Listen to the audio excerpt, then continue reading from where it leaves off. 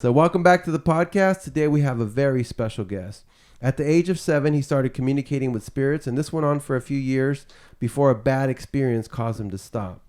At age 11, he started drinking and experimenting with drugs. He was in and out of juvenile hall and stayed on probation.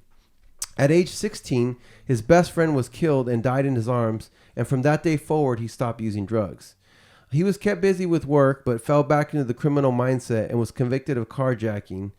From age 19 to 25, he stayed out of trouble, but became tired of working all day with nothing to show for it, so he started hustling again. He quickly became known as a hustler and collector. He was then arrested after leaving a club and charged with possession of a firearm, where he was then sent to prison. After prison and returning home, he continued hustling. He noticed he was falling again back into his old habits, so he decided to switch things up and start to train to run a marathon. While training for his marathon, he realized he had dragonflies following him around all the time.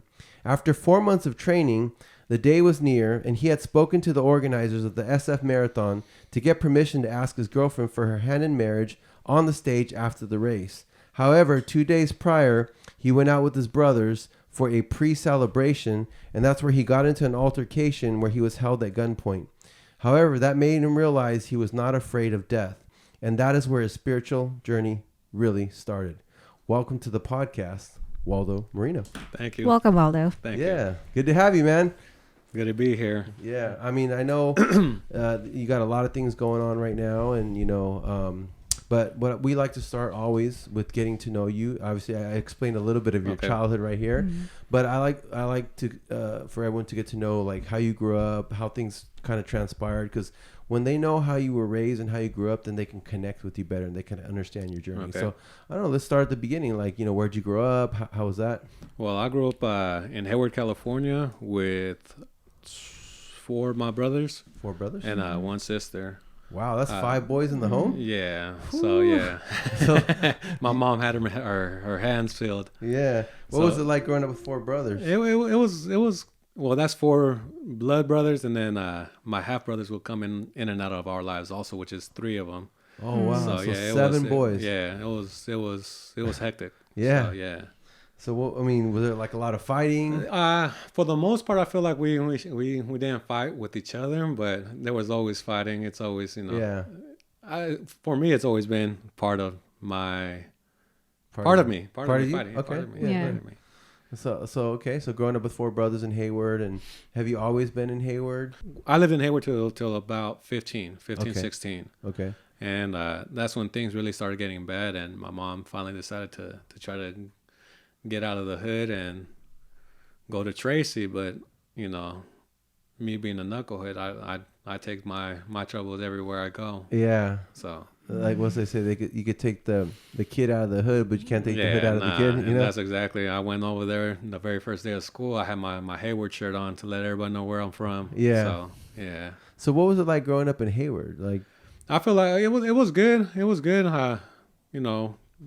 We had those gangs and everything, but I feel like I wasn't really part of the gang, but I was a big knucklehead.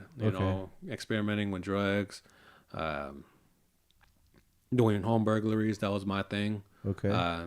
Breaking people's windows just for the fun of it, just to see what they have in the car.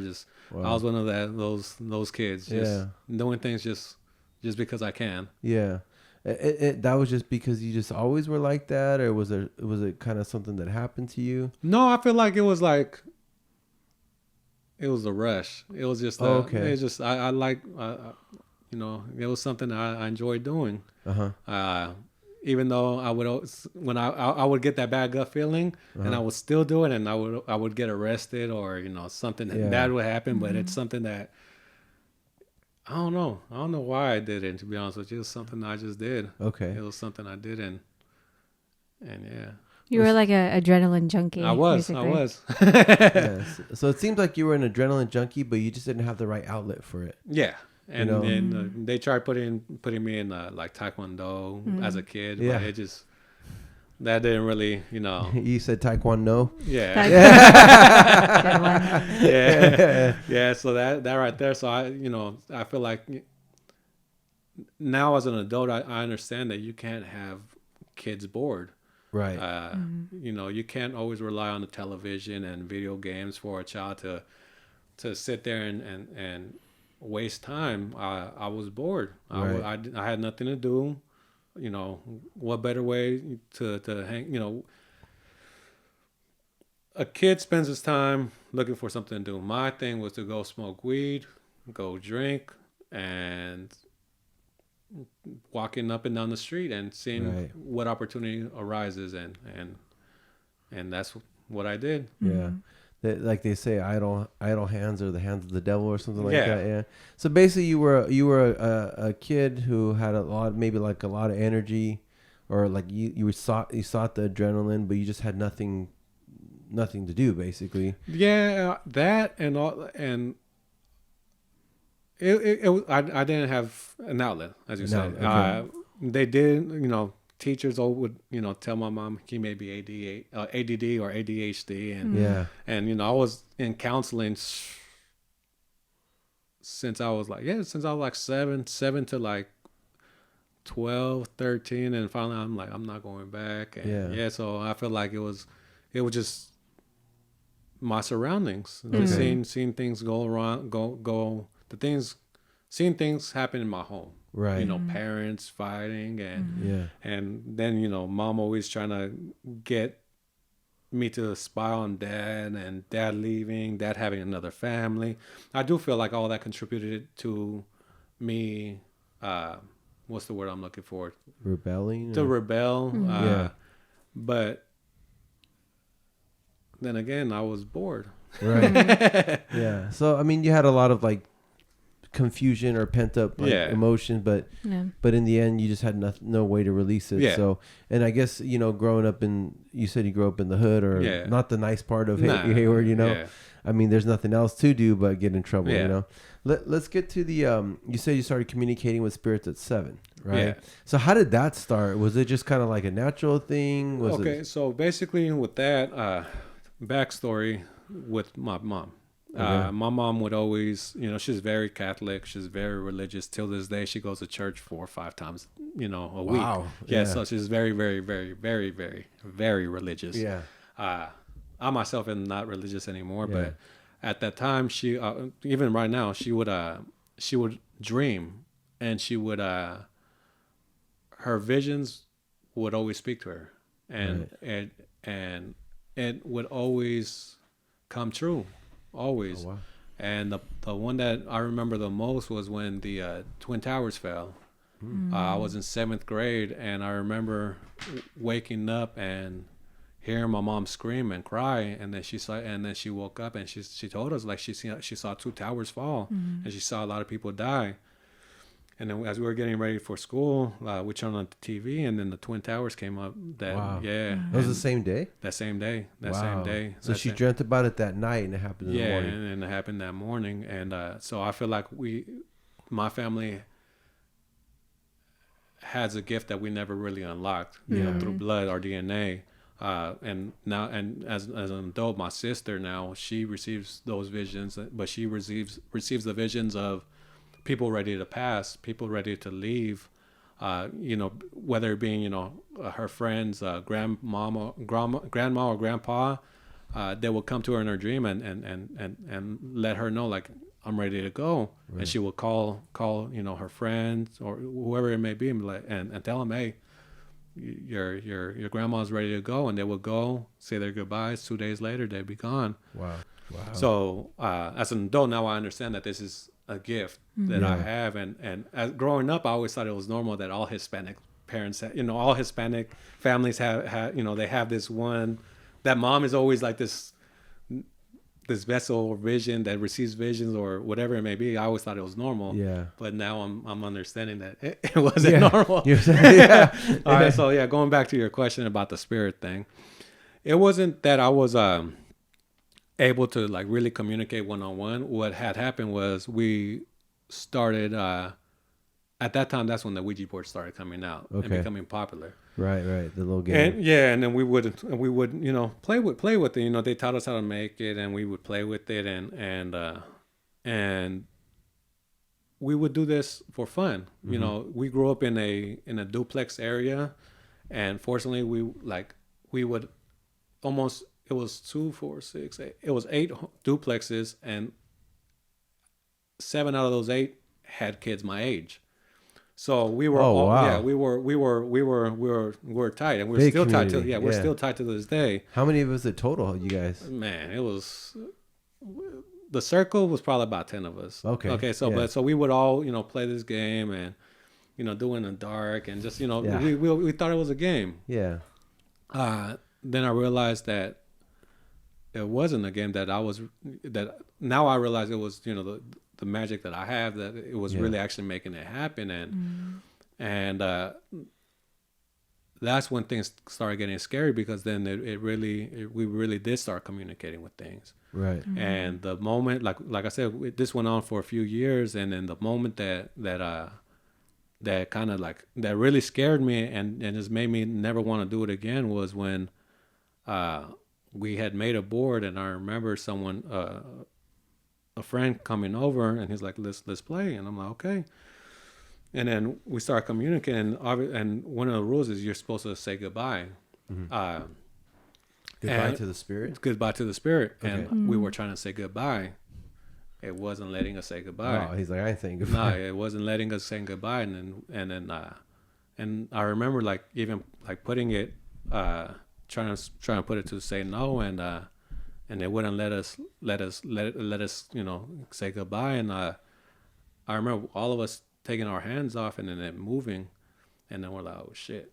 Yeah. And then at that point, okay, well, it's time to burn it. Yeah. Mm-hmm. And then we burned it, and I remember, and this is the part that's engraved in my mind, when we burned it,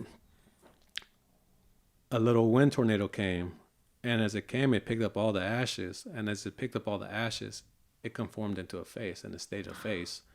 And that's when I was like, what the fuck? Yeah. Were you guys outdoors? It was outdoors. It was outdoors. And it wasn't just me that saw this. This was, it was 2 other people that saw it, and even to this day, they're afraid to talk about stuff like this. And I'm not, because now I understand. Yeah. It was all part of my journey, all part of my me understanding who I am. Yeah. So how old were you when this happened? I don't remember. I think I may have been in 8th grade. Okay, so I may have been in 8th grade. So 8? 8th or 9th grade. 8 or 9 years old? No, that's probably 13. 13. Like 13, 13, 14. That's when. Oh. Yeah. So I said, we were. I'm not good at math, by the way. You don't have to be good at math to have a podcast. So basically, so you were a teenager. Yeah, no. So we did this for fun, and because we didn't think nothing of it. Right. We didn't think nothing of it. Yeah. And we thought it was like a game, basically. Yeah, we thought it was a game. We always thought that somebody else was pushing it. Yeah. Somebody else was answering the questions. And some of the questions that we asked actually came to become true. Oh, wow. And but we, like I said, we thought it was just coincidence. And no, it's I understand that we are energy, and anything we give power to, it uses that energy, and we were able to give it power. We gave it that power to be able to communicate and open those doors. So I remember the face showing itself, and everybody's just like, whoa, this is really happening. And I remember, like I said, I grew up Catholic. I collected everything, put it in the bag. And then I told my friend, go get some holy water. Yeah. And we got a picture of Jesus. And we buried that thing, bro. We did the whole 9. Yeah. And then ever since that we didn't touch it. We didn't play with it. We didn't even speak about it until we were adults. And even talking to them about it, you could see the fear that comes out of them. They're like, bro, let's not even talk about that, because they still don't understand why it happened, and Yeah. So let's talk about that. You say you understand why it happened now. So can you explain to the viewers out there? So they might be hearing it, they might be all freaked out too, but it's not scaring you.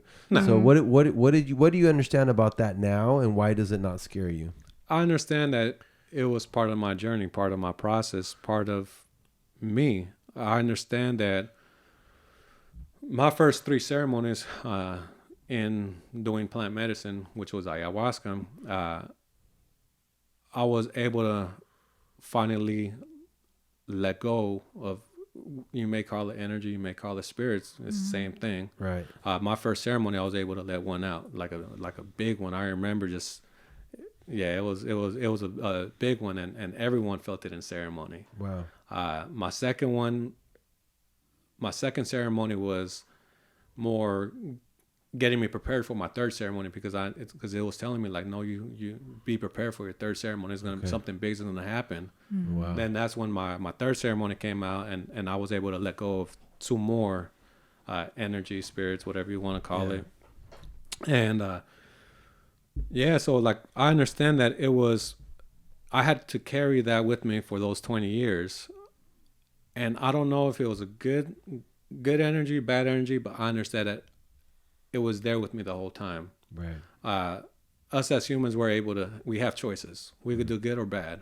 It's no one's telling us, to do this or that. We make that choice. So I can't blame something else when I knew exactly what I was doing. I knew exactly what I was putting in my body. I knew exactly the bad I did because I was conscious of that. Right. But I also understand that, like,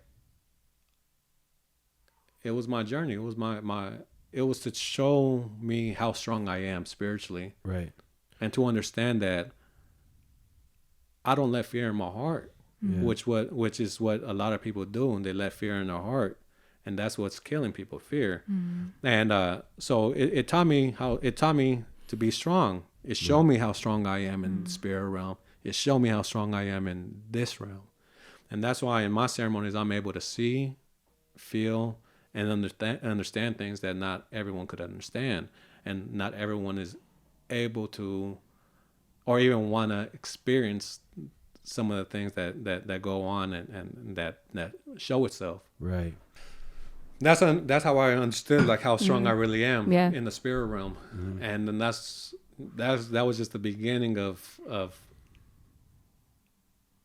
it was the beginning of what came to become as magic. Right. The real magic, the magic of connection, the magic that really shows itself in ceremony, outside of ceremony, and there's no denying it. There's no, is this messing with my head? No, because everyone sees it, everyone feels it, and that's when you really understand, like, you went through what you went through to make you a stronger person, spiritually, mentally, and physically.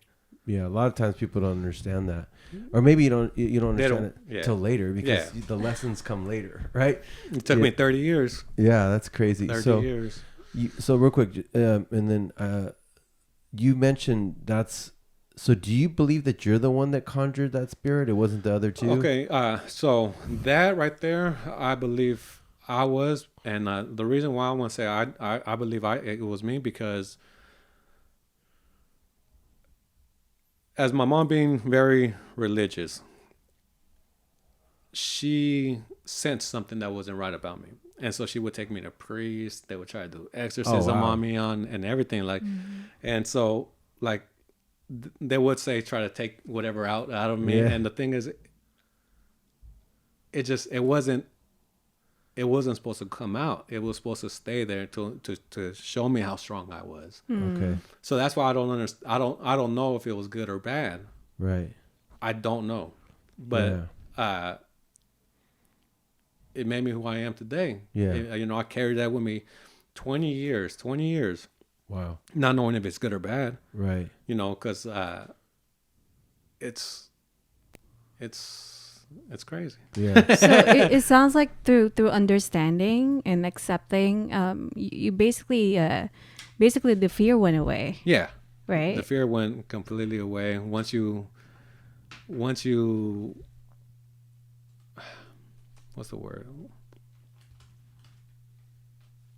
Once you realize that it's a gift, you let go of the aspect of it's something frightful, because no. Energy is energy. Yeah. It's how we perceive it. Just like not all energy is going to be white and beautiful and colorful. Right. Energy could be dark, and we don't understand it because it's dark. So we automatically think, oh, it's bad. No. It's just feeling it. I feel that it wasn't good or bad. I felt everything I did was because of me, because I wanted to do it, because I wanted to be in that knucklehead going out there and doing whatever I was doing. But again, not everyone's gonna understand. And yeah. But they can if they want to, right? Yes, if they they want to can. go that route. Yeah, Yeah. they can if they want to, but it's something. Well, if it seems like you're definitely inspiring me to not be afraid Nah. of energy, No. whether even if it's dark. You know? Yeah, no, and that's the misconception everybody has, that all energy, anything that's black is dark, is evil or whatever. No, it's our mind not being able to comprehend what we're seeing. Because us as humans, we're taught to fear things. We're taught to not to understand things, and anything that we don't understand, we fear automatically. Right. And no, just it's feeling, because your spirit's never gonna lie to you at all. Never. Your spirit is strong. And this is what I tell everyone in my ceremony. I'm like, let go of the fear. Whatever you see, let it be shown, but understand that your spirit would always tell you if it's good or bad. It's not gonna tell you. You'll feel it, but don't let your fear control your emotions and your thoughts. So yeah. So so just so I understand a little bit better, so you feel like you had a dark energy for 20 years. I don't know if it was dark or not. An energy. Yeah, an right? energy. Okay, sorry, I didn't mean to say dark. Yeah. This energy that you didn't understand. Yeah. And other people might feel or see energies that they don't understand, but the fear is what takes over and causes like the negative aspect of it. Is that what you're saying? I believe that there's different tiers, different tiers of energy or whatever. And in order to surpass, or in order to enter the next tier, you are going to be challenged.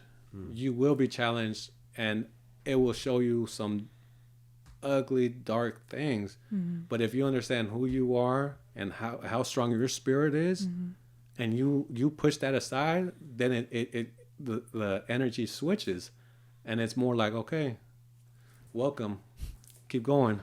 And then you go to the next tier, the next tier, next tier, next tier, next tier. And this is what shamans talk about in Peru, that there are different tiers of I just want to ask a question on that because, I find myself like always trying to avoid like feeling that negative or whatever, the dark or, that you were talking about. And because I'm very empathic, like I could feel, but I don't know if I'm playing tricks with myself or whatever, but I don't want anything to do with anything negative. Like even after the ceremony in June, I stopped wearing black. Black used to be my favorite color. I used to have almost everything black, right? And then Abuela Luna said black attracts the evil, right? So I just stopped wearing black. I mean, I don't even like to wear it anymore. You know what I mean? Because I don't want to have anything on me, near me, anything that could attract anything bad. So what would you say to somebody like that? Because I mean, you probably help people through this. Okay. Let me ask you, where does a star shine its brightest? Well, in the darkness, dark sky. basically. Okay. Yeah. Where is a child born? In from the the womb? womb. Yeah. Where does a seed grow? Under the ground. Yeah. Why are you afraid of the dark? I don't know. See? Yeah, it's just a feeling I get. It's the misconception that we had been taught all our life that black or darkness is bad. No, it's not. And I'm not saying embrace your evil side. No, that's me saying that. People get that misconception. Oh, he's embracing. No, it's understanding that we shine our shine in a sky full of darkness. Right. Us being people of light, people of love, we're able to see our shadows. We're able to work on our shadow. We're able to understand our shadow. We're able to heal our shadow. We're able to fix our shadow. And this is where duality comes in. You have day, you have night, you have yin, you have yin and yang. It all goes hand in hand because it creates balance. So how can you say you're a person of light if you're only embracing this part when you're not even trying to understand this part? Where's the balance in that? Right. Where's the balance? It could go up or down. This Yeah. is it. This is it right here. It makes no sense. You have to have balance. Everything is balance. Spirituality is balance. You can't just be like, oh, I'm going to go. Some people can just say, you know what, I'm gone. I'm going to go dedicate my whole life into spiritual practices. And awesome, great, you know. But I have kids. I have family. Balance. Spirituality, matrix. Right. Money, home, and making sure my kids are taken care of for the future, but all understanding, creating purpose for people, creating magic, understanding my magic, strengthening my magic, showing people what magic really is. Right. So I want you to go deeper into that, because I do see a lot of that where people start getting into the spiritual realm, and then they get so into the spiritual realm they almost forget that they're still in the real world, you know. So how have you handled that, or how do you explain that to somebody who, because you know, some people enter the spiritual realm and they become so passionate about it because they found something that has helped them and changed them, right? And there's nothing wrong with that, but you still have to learn how to live in the matrix, right? In the real world. I believe if you can find that happy medium or that balance, it makes even more powerful than someone that's just blindly walking into the matrix, and the matrix is just controlling them, and they're just like sheep, you know what I mean? Puppets. Yeah, puppets and sheep, right? Yeah. But for me, like, and that's a hard question, because I see what happens after ceremony. After ceremony, everyone wants to go to stay in Mount Shasta, become this spiritually enlightened person that, you know, does plant medicines and that heals and see, that's a hard question, bro. I can't answer that, because. Well, can you answer it for yourself? Like, what? I mean, what was your question? Let me. So let me is start it basically over. Like, how do you balance spirituality and the matrix? Yeah. Myself, or me personally. I guess you could answer for you personally, and maybe that can answer for other people.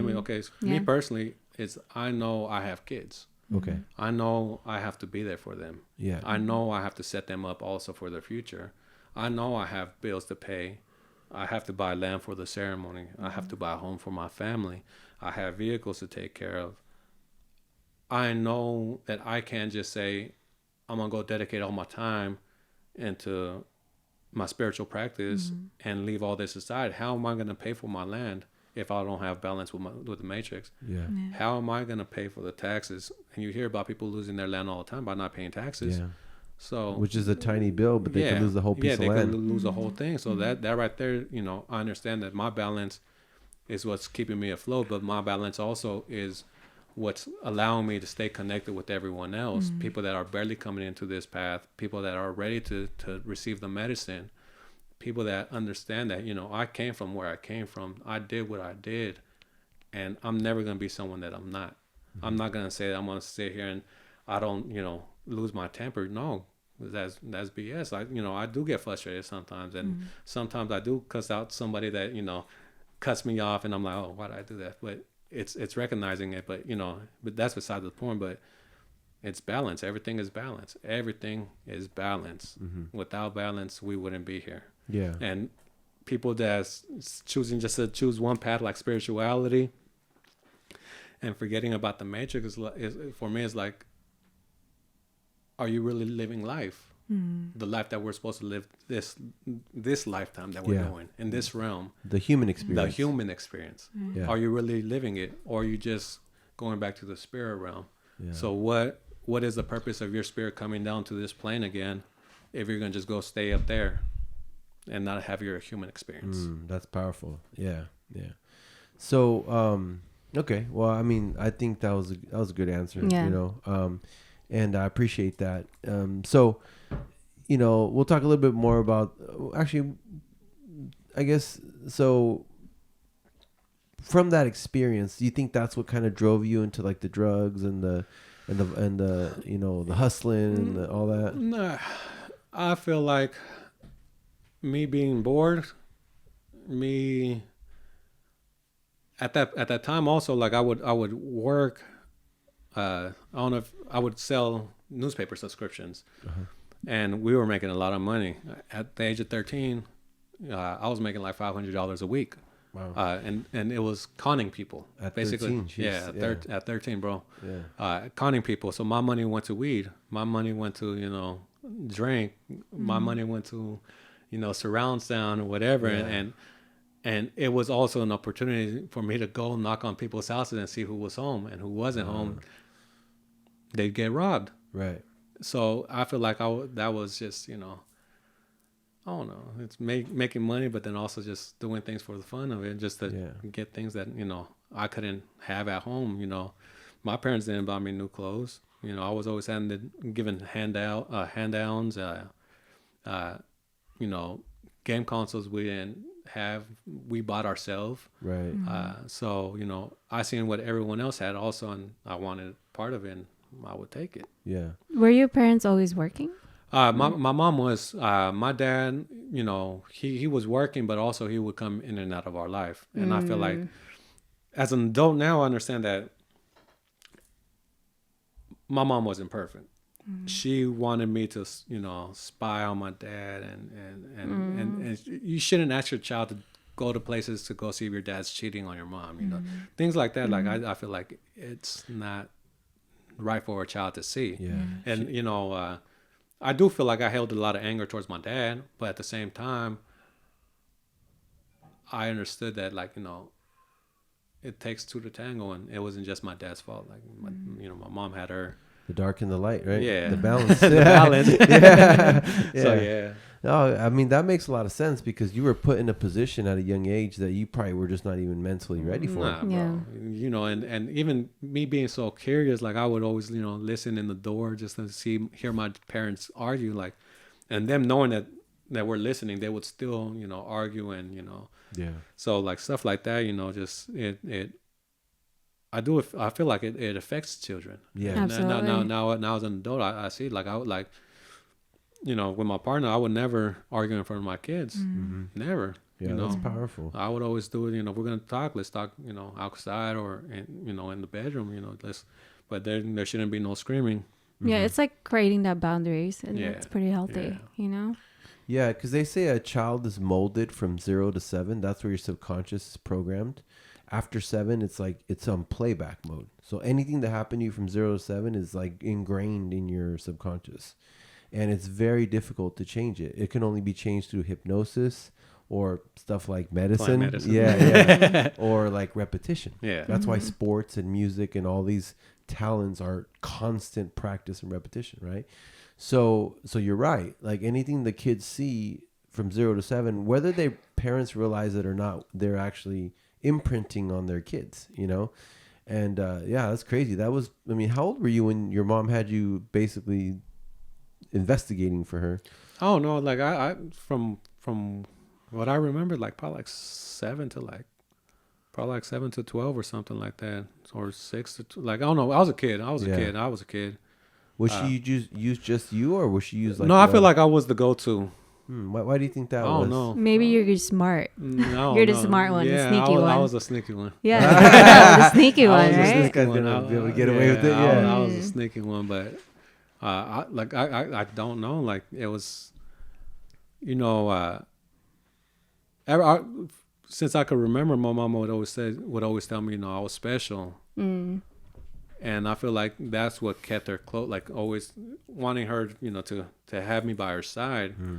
And yeah, so who knows?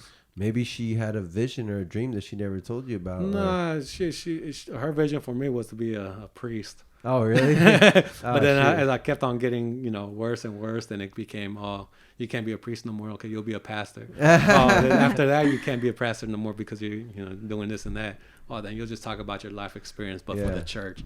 And me personally, I just don't believe in church. Yeah, neither do I. I'm not religious at all. Yeah, I grew up in church, and I broke away from that. I just didn't feel right in my spirit, basically. Me too. Everybody stand up. I'm like sheep. Everybody sit down, sheep. Yeah. And everything was Same with me. I was raised Catholic. I did my first communion, my catechism, and I'm like, what are we doing? Like, yes. I didn't. Well, when I was young, we used to go to the really, really Latin churches where they would speak in Latin, and first of all, I understand what the hell was going on. I was like, get up, sit down, go get my favorite part was eating the bread, Eucharist, because it was food, or like the little grape juice, right?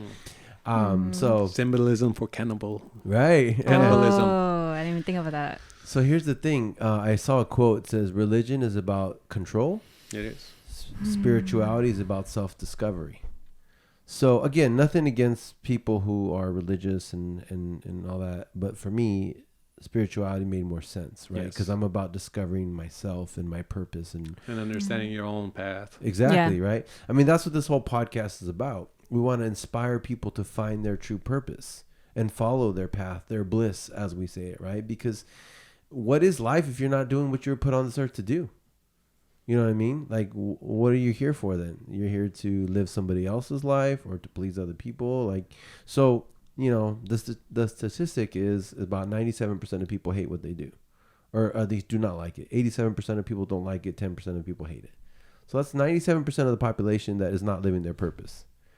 Only 3%. So we want to kind of move the needle, right? Yeah. And also, well, it's also about alignment, right? And being your own leader. Like, don't do something just because people expect you to do it. And really, like, discovering in your heart, like, what excites you, right? Like, we talk about following your bliss a lot. And, like, what feels purposeful. And, like, if it's something that, for me personally, if it's something that makes me, you know, have tears of joy, then it's the one. It's one of the many things, you know what I'm saying? But one question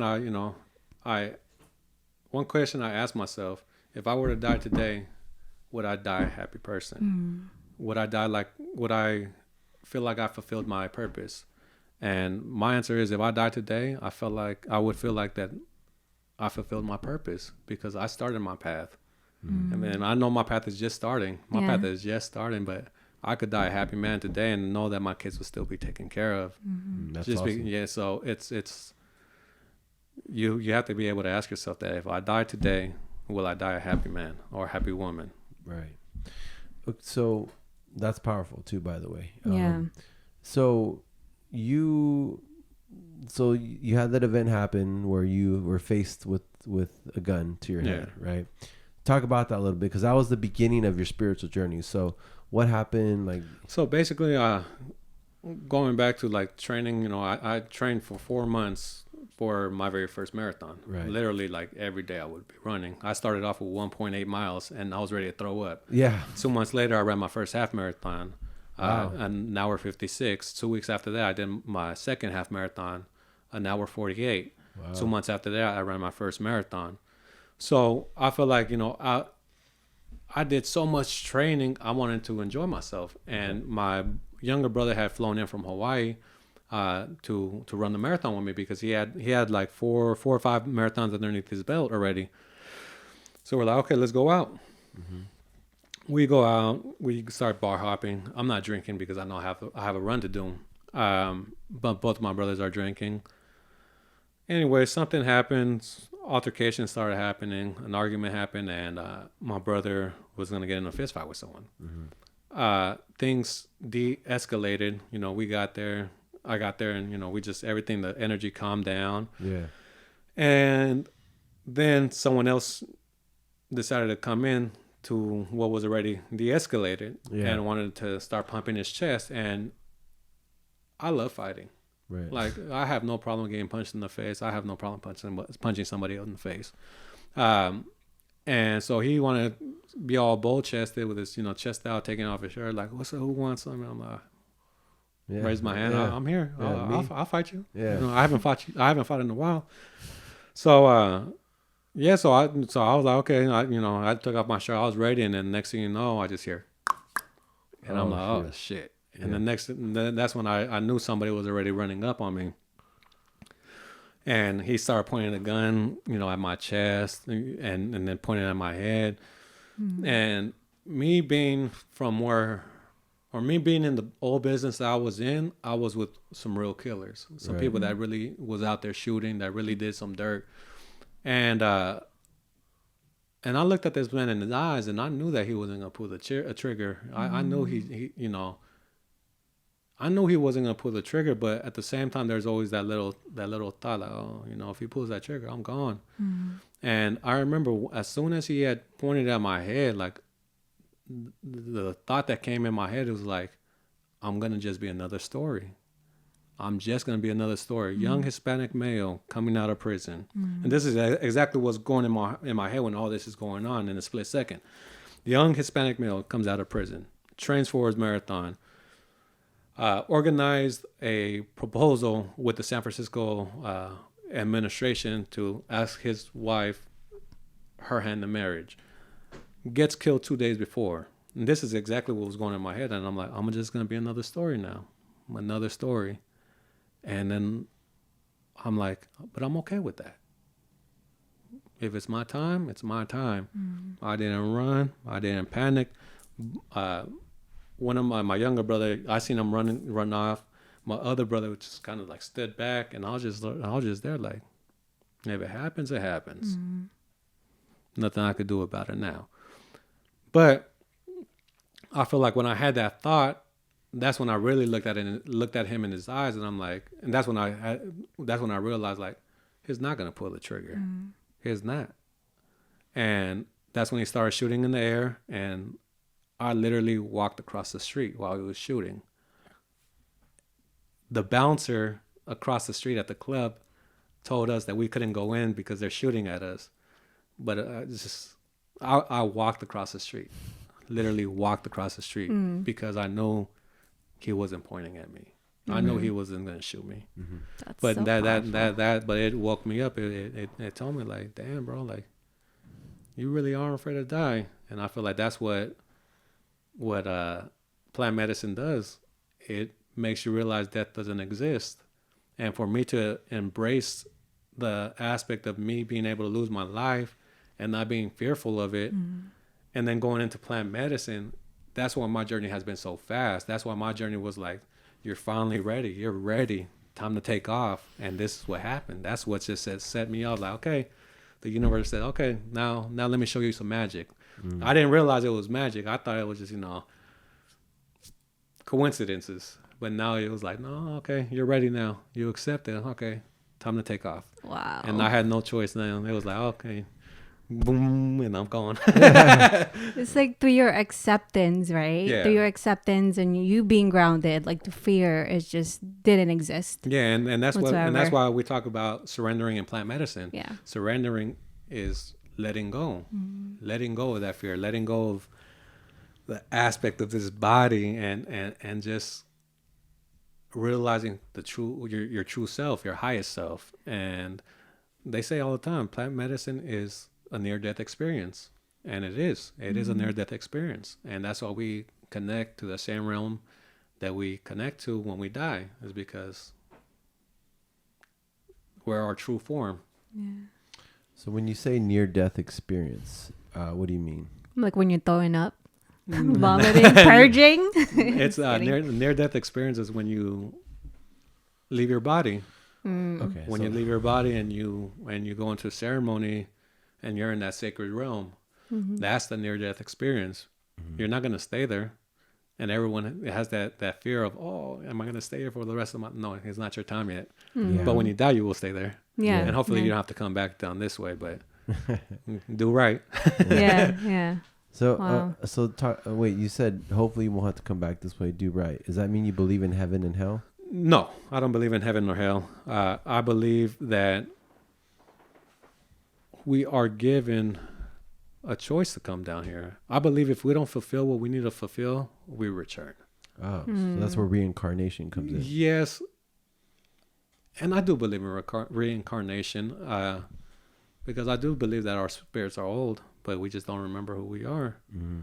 And I feel like when we go back to that sacred realm, we may not be given the choice, but we could end up coming back here and redoing this all over again because we didn't fulfill what we needed to fulfill. We didn't accomplish what we needed to accomplish.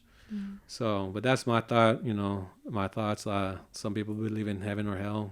I believe that this could be hell and that could be heaven. Yeah. So I agree with you. I don't believe in heaven or hell. I believe the human experience can be heaven or hell, depending on our choices. Yes. Right. Because, I was like, along my spiritual journey, I realized I've had an out of body experience before. I popped myself out at church by praying, and then I came back in and had inner peace for 5 years. It's called Slain in the Spirit, right? Yeah. But I'm not religious, but the Christian church claims it as the Holy Spirit coming down. Which you hear about all the time. Yeah, and touching you, right? So maybe I somehow, connected to the source and popped out, but it helped me because it got rid of my ego and it made me, pure for about 5 years.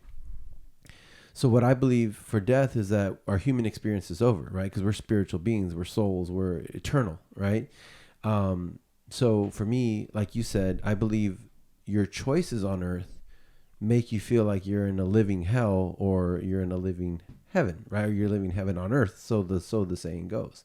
I believe when we pass away, the spirit goes back to source or the universe or whatever anybody wants to call it. But I didn't understand the reincarnation part of it. I didn't understand why or how, or maybe it's not us to understand, right? But I do believe there is spirits that do come back, because that's where deja vu comes in, or you go like, man, I feel like I've known this person forever, or maybe in past lives you knew them, or you just have this talent or skill or gift that's been passed on through your bloodline, right? That was maybe somebody thousands of years ago that was that person that could talk to the spirit realm or was connected, right? And that's passed on through the DNA, right?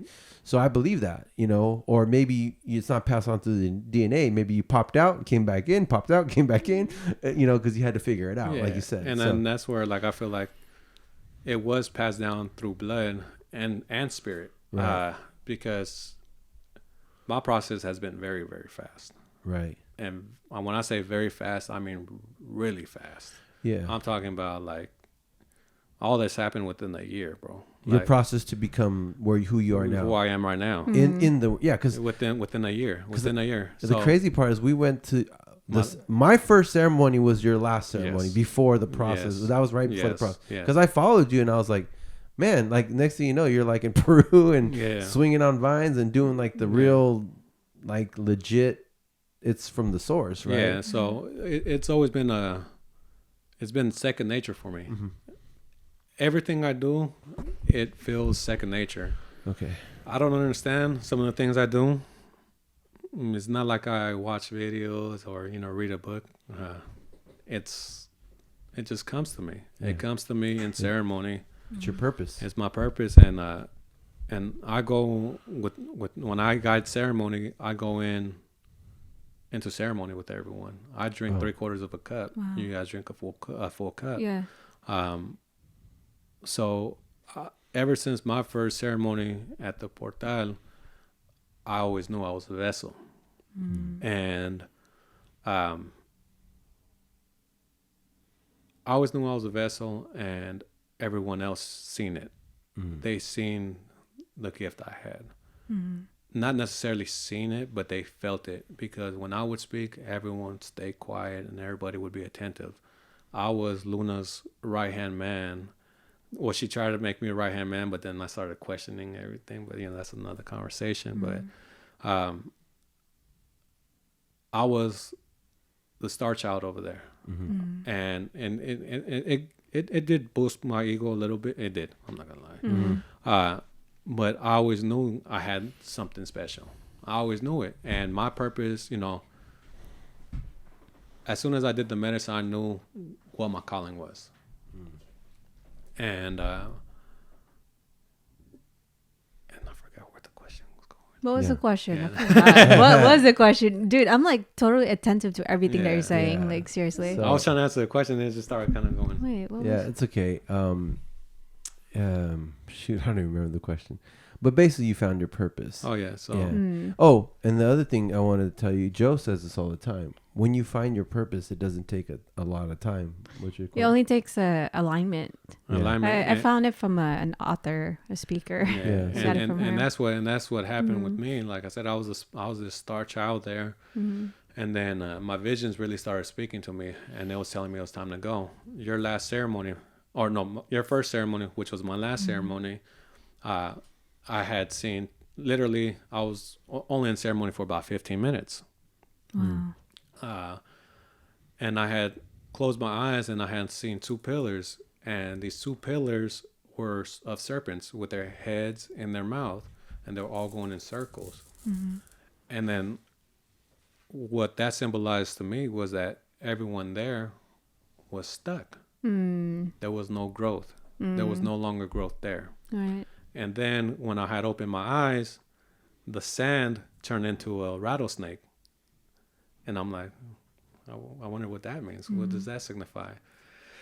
So I was the first one out, and like 2 or 3 hours later, one of the volunteers takes the medicine and takes off, and no one could find them. Another volunteer comes up to me and asks me, can I help him find them? And I was out of the medicine already, and I'm like, okay, sure, I'll go look for him also. And as I'm walking up this mountain, I remember thinking to myself, don't step on a rattlesnake. And then for whatever odd reason, I started looking up, and then I hear, and I looked down, and there was a rattlesnake crossing my path, not even a foot away from me. Wow. And it was leaving. And it wasn't a rattle of, I'm going to bite you. It was a rattle of saying, be present. Be present. Understand your message. And as it was leaving, that's when I knew I can't go there. I can't go back. I cannot go back to that ceremony. That I need to find my own path. I need to find my own, I have to follow my purpose, because I was being kept down because I had influence there. And certain somebody wants all the power there.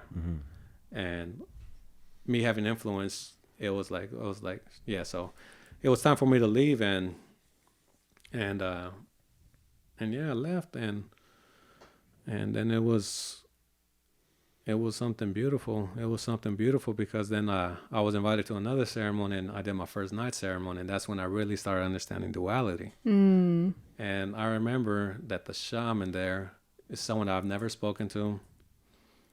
No one's ever spoken to him about me at all. And we go into ceremony, but they're handing out little cups, and I remember thinking, like, I hope it's not, watered down or anything like that. So they hand out little cups, and I drink it. Nothing happens. The second cup comes around, a little tiny bit. I drink it, and I'm like, I'm still not connecting. I'm like, oh man, but I'm like, be present, be present, be present, be present. You're here for a reason. Be present, be present. And then I ended up getting my message without really being in the medicine. And then as soon as I got my message, it was 2 facilitators. One of them came up to me and was like, do you want another cup? And I told him, no, I don't need another cup. He's like, you sure? I'm like, yeah, I received my message. Thank you. 5 minutes later, the other shaman comes up and he says, do you want another cup? I'm like, no, I'm okay. I'm really okay. Like, I don't need it. Like, I received my message. And he's like, you sure? I'm like, yeah. And then I closed my eyes, and then I remember him touching my face. And then he said, you know who you are. Why are you afraid? Why are you looking for other teachers? Yeah. Be who you are. And that's what I was doing. I was looking for other teachers because I felt like I wasn't ready for my path, or worthy of my path, I should say. And then after he said that, like, literally I skyrocketed out of my body. Wow. Yeah. Wow. And then I remember, like, then I was up there, and then he was then I remember coming back down, and I was coming back down. I felt like I was out of ceremony already. And as I felt like I was out of ceremony, I remember just the whole energy, because like I said, I felt like I've always been the vessel, and I was able to feel the energy, and people could feel my energy. And I remember just the energy just becoming just powerful, just all around. And I remember hearing everybody, the volunteers and the shamans, asking, who has the question? Who has the question? Who has the question? And I remember hearing somebody says, I have the question. And as soon as I heard somebody say, I have the question, like, it was like the medicine saying, no, it's not for you. She took me right back up. And then I was up there for a little bit, came back down, and I was out of ceremony. And then that's when I knew I had to start guiding ceremony. And that's when 8 came up, Lionsgate. And I was originally going to do a ceremony for one person. And this one person had spent more than half of his life in prison. Yeah. A week prior, a lot of people start asking if they could come to ceremony. I'm like, I don't know, like because this is my first time doing ceremony. And as I got to, when I get to Mount Shasta, I'm having second thoughts already. I'm like, am I ready for this? Am I really ready for this? I'm over here nervous, like second guessing myself, doubting myself, and that doubt has always been my biggest hurdle. That's always been like, don't doubt yourself. And each time I doubt myself, spirit, universe, creator, medicine, whatever, always shows me like, here, just don't doubt yourself. Here you go. Yeah. So I was doubting myself, and it ended up being like 7 people that ended up coming to my very first ceremony. Wow. And I'm like, damn, am I really ready for this? And then I remember walking to the bathroom, and then I hear a woman playing a flute. And I've really connected with the flute, like me and the flute like this. I have to learn how to play the flute. Like this. Yeah. And I remember just walking up to her. I'm like, man, that's beautiful. That's absolutely beautiful. And she's like, then we started talking, and she's like, yeah, well, I feel like I'm a teleporter because I'm one place, and then the next thing I know, I'm over here at this other place, and then this other place. And then I never brought up the ayahuasca ceremony. Never even talked about plant medicine. And she's like, yeah, I got back from Peru. I think she said like a year ago. And then she looked at me in my eyes, and she's like, you have the eyes of my shaman. And then that's right there. That was what gave me the strength to let go of that doubt, to say, okay, this is your path, this is your journey, and you are ready. And yeah, and then I did tell her, I was like, you know what I'm here for a ceremony. She's like, no way. I'm like, yeah, I'm doing my very first ceremony, my very first ceremony. And she was just like, wow, just dumbfounded and just grateful that we had crossed paths, because she gave me that strength to really do ceremony. And my very first ceremony, I thought it was powerful. I thought it was magical, but each and every ceremony is different magic. It's different. It's different. I go in there thinking, oh, I'm going to do this, do that. Nah, hell nah. That doesn't ego, exist. right? Yeah. Nah, she's like, let me show you what real magic is. Yeah. But yeah, so 8/8, happens. I do my ceremony. I do my ceremony in September.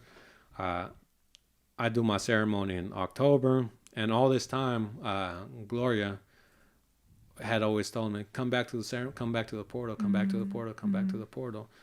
And I always told her, I can't go back. I can't go back. I don't belong there. And she was like, no, like you just come. And I would always say, no. And then I started finding out that the quote unquote shaman started talking bad about me and telling everyone all these things, that I'm not ready, and that he doesn't know what he's doing, and this and that. So a lot of people kind of separated themselves from me, and that was fine. 100% okay, because I know I was being guided to where I needed to be. Right. But me and Gloria always kept in touch. Every week we would speak. And she would always tell me, mijo, you have to go to Peru. You have to go to Peru. You have to go to Peru. And so when they finally opened the borders up, I had bought my plane ticket and I was gone within that week. We were supposed to go as a group of 7, I believe, and I was the only one that went. When I get there was supposed to be a group of 20 to 30 people from Costa Rica, Mexico, Spain, United States. I was the only one that made it. Wow. It was just me Just and the for you. shaman. Just me and the shaman. And that ceremony showed me a lot of things. And that ceremony showed me a lot of who I am, and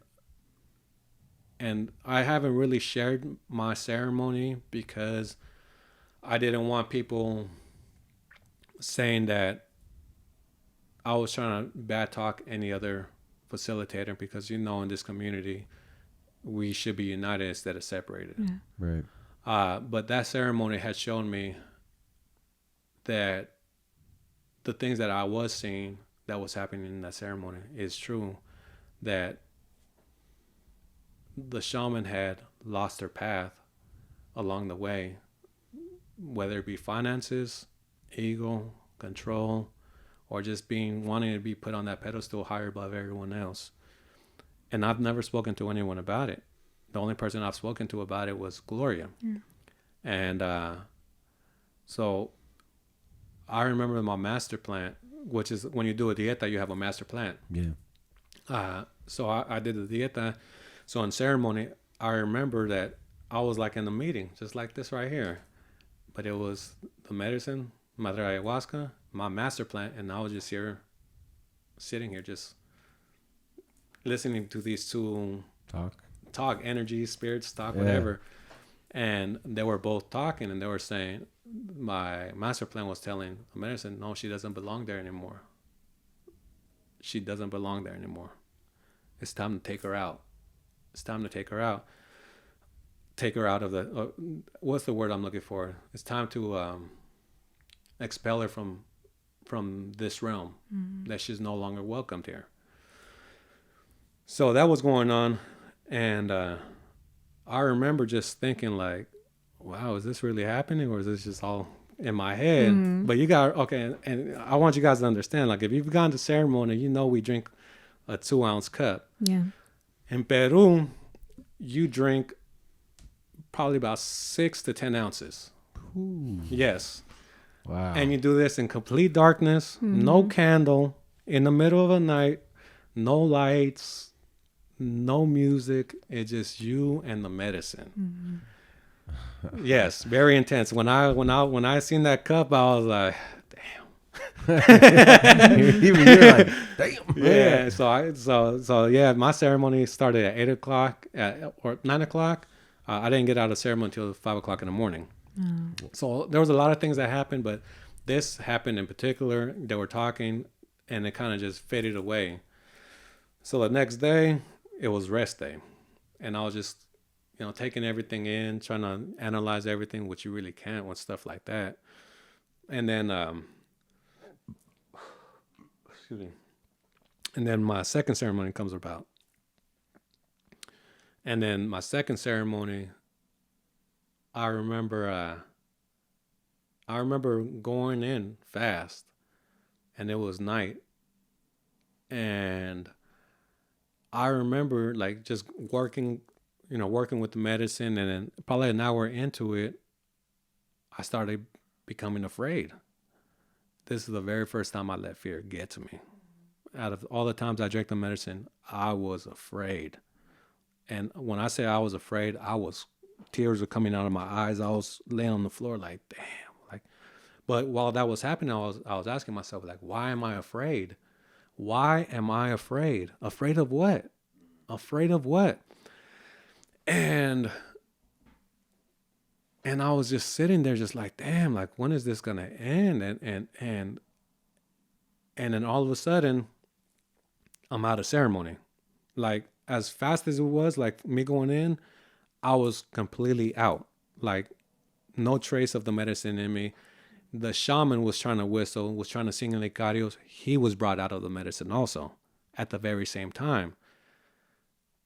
And we sat there for about an hour. He was trying to whistle, trying to sing his icarios, and it wasn't coming. It wasn't, the energy was gone, absolutely gone. And while this was happening, thunderclouds came, thunder started happening, rain started happening. I'm like, damn, man, they're mad at me. That was my thought. Like, they're mad at me because I let fear come in, fear go into my heart. And it was like Spirit was saying, you aren't ready for this path. You aren't ready. You aren't ready. You aren't ready. So after like an hour, the shaman has asked me, just play your music. Let's enjoy the ride. Medicine, sometimes it doesn't work, how we expect it to work. This is just, let's just go with the flow. So we listened to a whole album. And while I'm listening to this whole album, I'm like, you know who you are. And I'm telling this to myself. I'm like, you know who you are. This doesn't define who you are. This doesn't make who you are. You don't have to doubt yourself. You know who you are. when you drink the medicine again, you're gonna realize who you are. So I kept on telling myself that, like, you know who you are, you know who you are. And at that moment, after the album finished, he had asked me to turn it off at the very last song. He's like, I want to sing you a Nicario. And he's like, he asked me to sit up. And as I started sitting up, I felt like my body was ripping open. Literally started from my stomach, just ripping open. And as he started singing, singing his Nicario, I started purging.